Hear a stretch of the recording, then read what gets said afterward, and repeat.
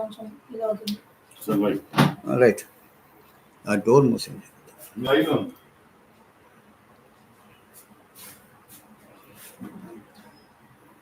Good evening to all of you.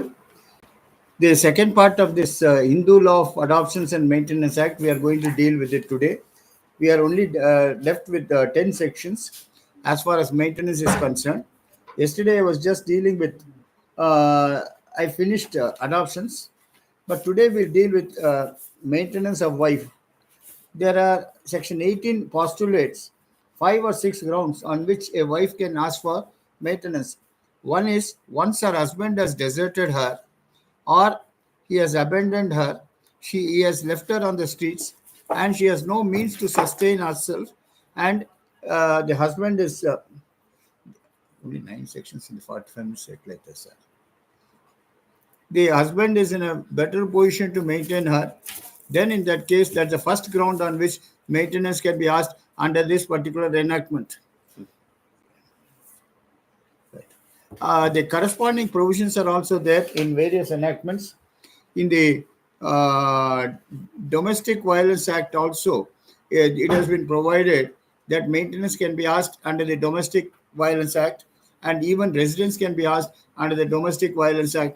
They are all new enactments which has come into force after the Hindu Law of Adoption and Maintenance Act is concerned.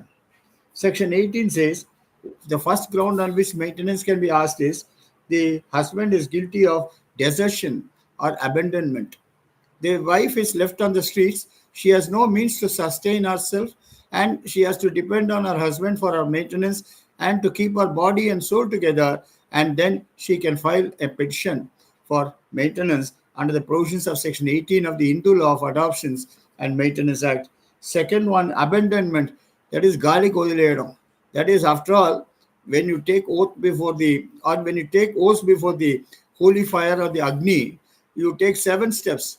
That is in times of happiness, in times of sorrow, in times of plenty, in times of nothing, in times of trials and tribulations. The husband and wife will live together like Ram and Sita, and they will not forsake each other, and each other's troubles will be attended to properly at